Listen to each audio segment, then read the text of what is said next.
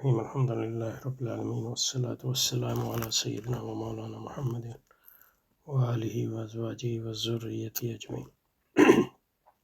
We are continuing our reading of Allama Iqbal's reconstruction of religious thought in Islam, and we had stopped here somewhere here.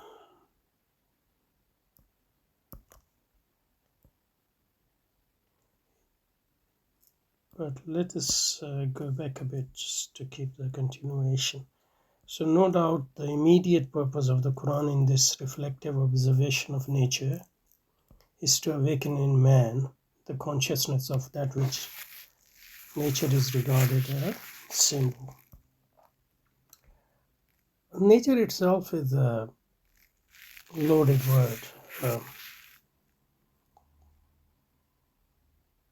What Quran in those verses which Allama Iqbal quoted is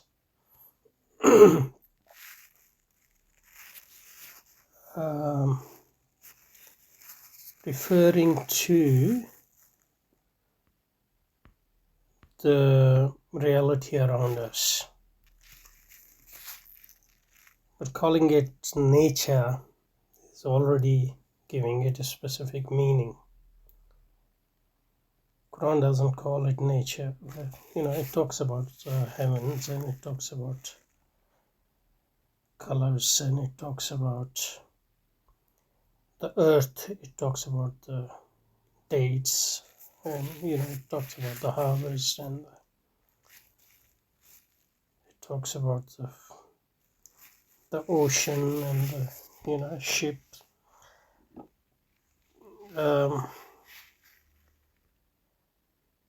Ships in the ocean and plants and other forms of life. So that's the physical reality and biological reality around us. But calling it nature is already, giving it a specific meaning. So, for example, here the dictionary meaning of nature is the phenomena of the physical world collectively, including plants, animals, the landscape, and other features and products of the earth, as opposed to human or human creation, as opposed to humans. So, but in those verses, human phenomena is a human reality is included as well, and this is the linguistic meaning of nature, but philosophical meaning is beyond this basic conception as well. So, no doubt the immediate purpose of the Quran in the reflective observation of nature is to awaken in man the consciousness of that which nature is regarded as symbol. That is the reality of Allah subhanahu wa ta'ala and the more but the point to note is the general empirical attitude. Now this is a loaded word as well. General empirical attitude of the Quran. What Quran is doing here is calling our attention to, so it's more like observational attitude. So he's equating empirical attitude with observational attitude, even though empirical attitude has more subtle philosophical meanings. But the point to note is the general empirical attitude of the Quran, which engendered in its followers a feeling of reverence for the actual. As far as I can see, there is no such feeling of reverence for the actual.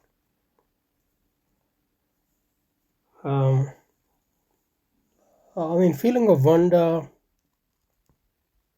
yes, and feeling reflectiveness and feeling to treat the world as a sign. for Allah's bounties, but not the reverence for the actual, unless it has very basic meaning of reverence for the actual, that is, you can't ignore the actual.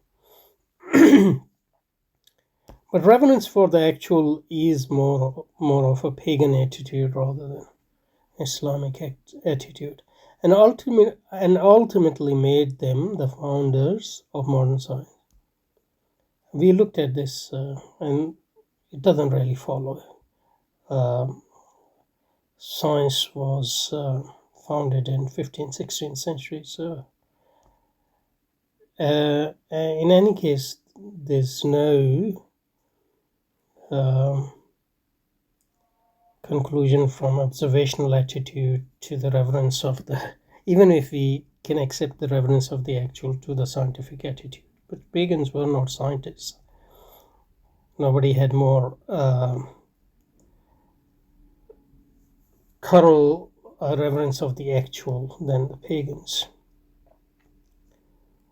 It was a great point to awaken the empiricalist spirit. Again, empiricalist spirit is a loaded word. In an age which renounced the visible. Now, which age is this? For sure, pagan Arabs didn't renounce the visible. They actually worshipped the visible.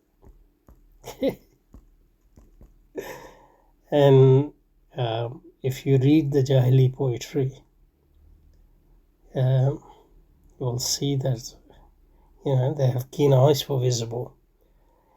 So empiricalist spirit in an age which renounced the visible.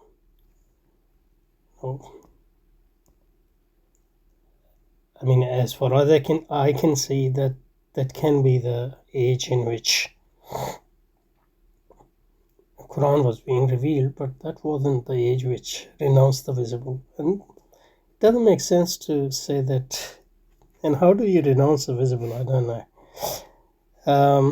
It was a great point to awaken the empiricalist spirit in an age which renounced the visible as of no value. In fact, they put the whole value in the visible. In this world, no value in men's search for God. In fact, they put so much value that they saw. I mean, general pagan attitude is they see nature and the visible world as the reflection of the attributes of a god or gods. So this seems totally anachronistic. According to the Quran, as we have seen before, the universe has a serious end. Okay, it's shifting, and that serious end is this world is going to end, and then there is going to be the real world. In fact, the Quran actually de-emphasized this world in many ways as something which is transitional, something which is fleeting.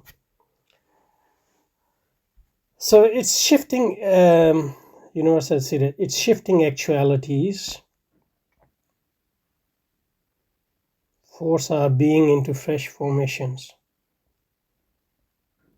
It's not clear. What does shifting actualities mean?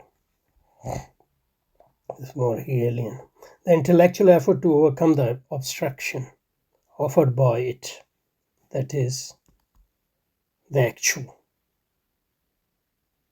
So that's the Hegelian point, that the reality, an idea, and the resistance of reality, that's how idea develops. And we are not denying that the reality is something solid in that sense, that it resists us in our will. But the intellectual effort to overcome this obstruction, I mean, that's part of human living, but that's not a Quranic project at all. And in fact, Quran says, ask us to, put less emphasis on this, and take it as something necessary, but not something which is the purpose of our life in this world. So the intellectual effort to overcome the obstruction offered by it, besides enriching and amplifying our life, sharpens our insights. Not necessarily, it depends on what's your you can overcome. Human beings have been overcoming the obstruction of reality since they have started life in this world.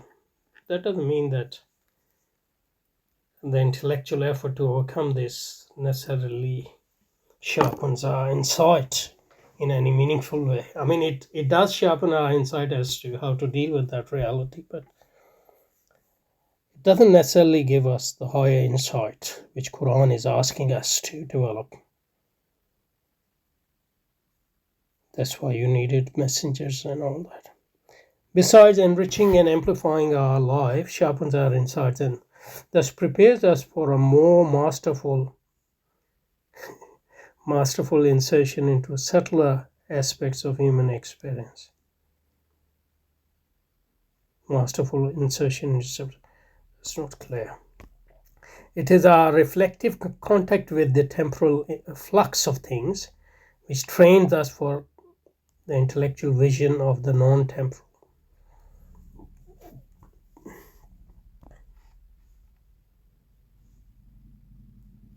Now, what is non-temporal? Akhirah, or the divine reality? So it is our reflective contact with the temporal flux of things which trains us, possibly trains us, because that's not always the case. Only the case when we do it in the right way. And non-temporal reality doesn't mean that it's there's only one non-temporal reality. There are visions of non-temporal reality which are correct. There are other visions which are incorrect. And we don't know if the higher reality is non-temporal. There might be different conception of time there, or different reality of time there. Maybe it is non-temporal in our sense, but not non-temporal in itself.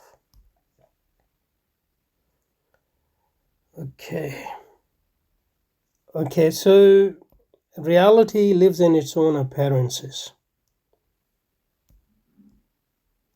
Reality lives in its own appearances. Reality is the potential of appearances, I guess, and as such a being as man who has to maintain his life in an obstructing environment. Now he keeps talking about obstructing environment, and we don't deny that the reality obstructs human will, or present resistance to human will.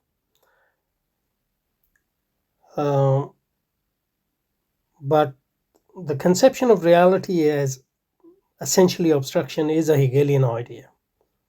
It's not a Quranic idea, because if you see, the Quran is one of the bounties of Allah subhanahu wa ta'ala, which is mentioned in Quran again and again, is that this world has been tamed for your use. سَخَّرَ لَكُم مَا فِي السَّمَاوَاتِ وَمَا فِي الْأَرْضِ. So, Quranically speaking, is not correct to view reality is fundamentally an obstruction, because if it was obstruction fundamentally, then we won't have the ability to use it. So the conception of reality as an obstruction without denying that there is obstruction, there is resistance. But that resistance has been tamed by Allah subhanahu wa ta'ala. That's why we can use the world around us. And this conception of reality as obstruction is purely Hegelian idea. Reality lives in its own appearance, and reality lives in its own appearance, and as such, a being as man who has to maintain his life in an obstructing environment cannot afford to ignore the visible. Cannot afford to ignore the visible. That's true. And I don't think human beings have generally ignored the visible. The problem is different. The problem is they get sucked into this visible and forget the everlasting thing, rather than the Iqbal's imagined scenario that human beings have been ignoring the visible. The Quran opens our eyes to the great fact of change. Well, our eyes are already open to the fact of change. We cannot not open our eyes to the fact of change. You didn't have to reveal the Quran for that purpose. Human beings have always known the fact of change around them. Allah subhanahu wa ta'ala has given us senses, and the senses captured that change very well. So the Quran opens our eyes to the great fact of change through the appreciation and control of which alone it is possible to build a durable self-civilization. Appreciation of change and control of change. Durable civilization. I mean, to the extent that obviously if you don't know how to deal with the change, you are not going to be able to survive in this world. So, I mean, and if you won't survive, then there won't be any civilization. But from that, it doesn't follow that the capturing and appreciating change as such is the crux of, or the essence of civilization. Change and taming the change and appreciating the change and control of change is coterminous with human life on this earth. Nothing to do with civilization as such. The cultures of Asia, and in fact of the whole ancient world, failed. And by Asia he means India, I guess, because they approach reality exclusively from within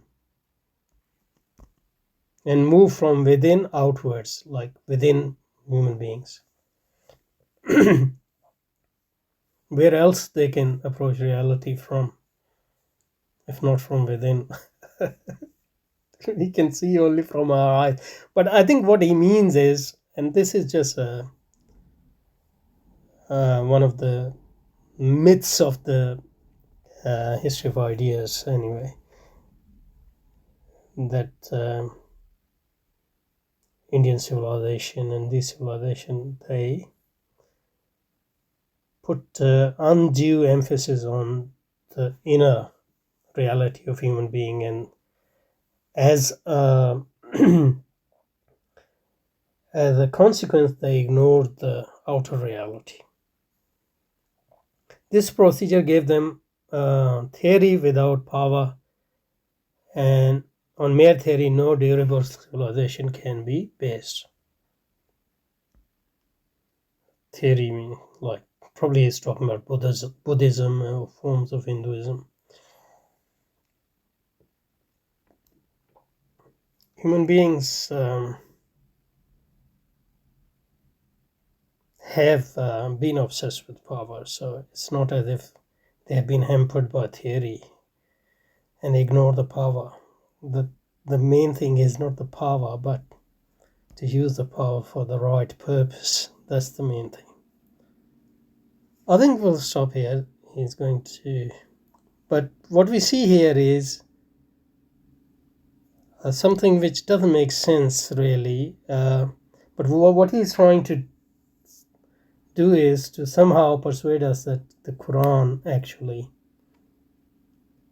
It was the Quranic teachings which led Muslims to approach reality in a scientific way and establish science for the first time. But that is based on a series of misconceptions which we just touched on here. But as we go along, I'm sure these we'll have many occasions to delve deeply into these claims and counterclaims. Okay, let's stop here then.